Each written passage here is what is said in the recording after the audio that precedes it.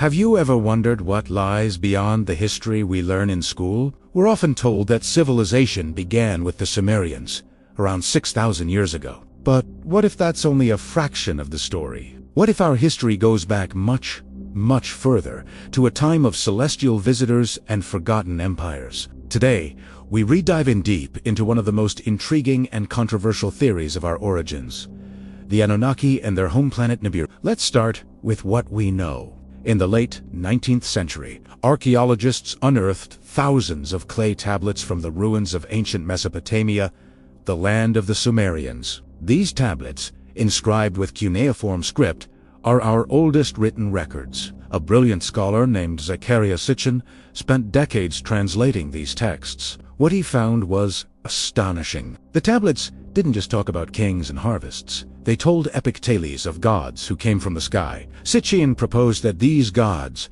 called the Anunnaki, weren't mythical beings at all. He believed they were flesh and blood extraterrestrials from a planet in our own solar system. According to Sitchin's translations of the Sumerian texts, this planet is called Nibiru. It's described as having a huge, elliptical orbit that takes about 3,600 Earth years to complete. This long orbit means it spends most of its time far out in space, only passing through the inner solar system for a relatively short period. The Sumerian creation epic, the Enuma Elish, describes a catastrophic celestial event. It tells of Nibiru, personified as the god Marduk, entering our solar system and colliding with an ancient planet named Tiamat. This collision supposedly shattered Tiamat, creating the asteroid belt and our own planet, Earth. So, who were the Anunnaki? The tablets say they were the inhabitants of Nibiru. The name Anunnaki is often translated as those who from heaven to earth came. The story goes that around 450,000 years ago, Nibiru's atmosphere began to deteriorate. The Anunnaki needed a very specific element to repair it: gold. Not for currency or jewelry, but for its unique properties. They believed that dispersing nanoparticles of gold into their atmosphere could heal the damage and save their world. Their search for this precious metal led them to a promising blue planet, rich in resources: Earth. The first expedition, led by a being named landed in what is now the Persian Gulf. They established their first settlement, Eridu, which means home in the faraway. Their primary mission was to mine gold. For thousands of years, the Anunnaki toiled, extracting gold from the mines of southern Africa, but the labor was grueling, and the rank-and-file Anunnaki eventually rebelled against their leaders. They needed a new workforce. This is where the story takes a truly incredible turn. The Sumerian texts describe a monumental decision. Enki, a brilliant scientist from Nibiru, proposed creating a primitive worker, a slave race, to take over the mining operations. They decided to use their own DNA and combine it with the DNA of the most evolved primate on Earth at the time, on early hominid, through a process we would now call genetic engineering.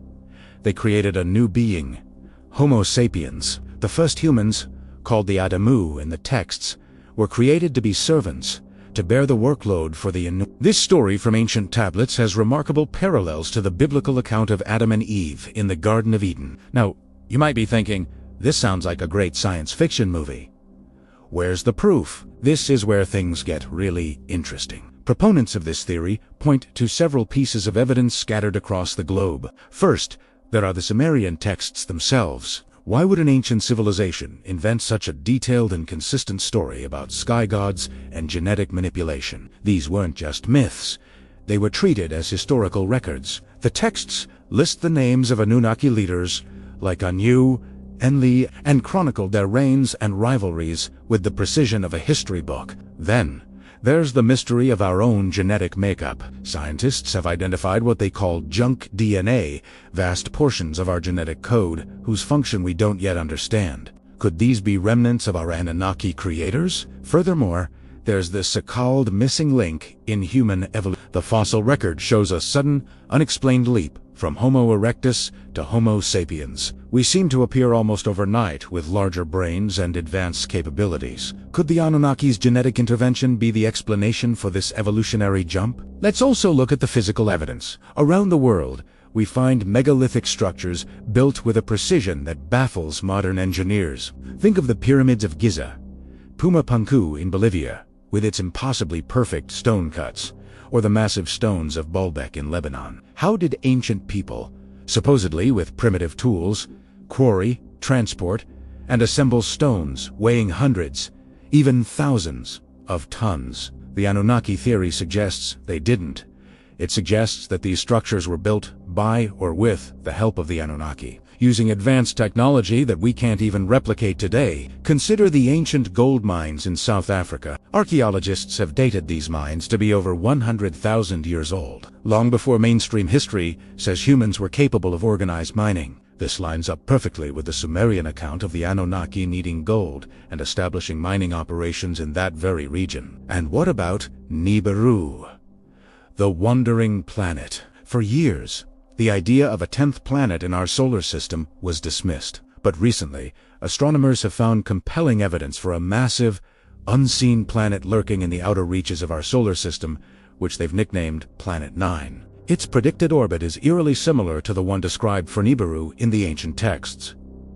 Coincidence? Maybe, but it's a fascinating piece of the puzzle. Of course, the mainstream academic and scientific communities dismiss these ideas. They argue that Sitchin's translations are flawed and that he misinterpreted mythological tales as literal history. They say the Anunnaki were simply the gods of the Sumerian pantheon, personifications of natural forces, not alien visitors. They offer alternative explanations for the megalithic structures and the sudden leap in human. They contend that the story of Planet 9 is just a hypothesis, not proof of Nibiru, but the questions remain. How do we explain the incredible consistency and detail in the Sumerian records? Why do ancient cultures from all over the world, from the Egyptians to the Mayans to the Dogon tribe of Africa, share similar stories of sky gods who came down to Earth and gave them knowledge? These gods are often depicted as non-human beings, sometimes reptilian or bird-like, wearing strange helmets and holding objects that look like modern technology. The Anunnaki theory proposes a radical revision of our past. It suggests we are not the pinnacle of evolution on this planet, but a hybrid race, created to serve a purpose for a more advanced civilization. It implies that the gods of our ancient myths were real, and their conflicts and dramas played out on Earth, shaping the course of human history. The Great Flood, found in stories across the globe, is explained in the Sumerian texts as a decision by the Anunnaki leader Enlil to wipe out humanity, a plan that Enki foiled by warning his human creation, the Sumerian Noah. So, are the Anunnaki and Nibiru real? Is this the true, hidden history of our civilization? The evidence is not conclusive, and the theory remains highly controversial. It challenges the very foundation of our understanding of history, religion, and our place in the universe. But it's a theory that piece by piece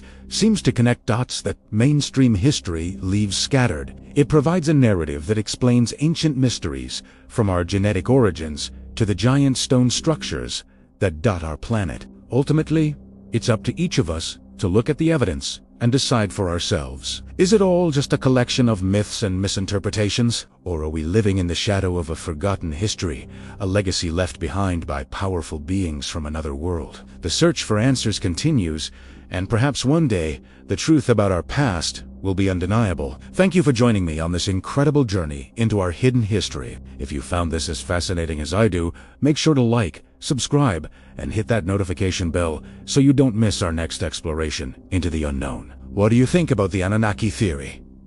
Let me know in the comments below. Until next time, keep questioning.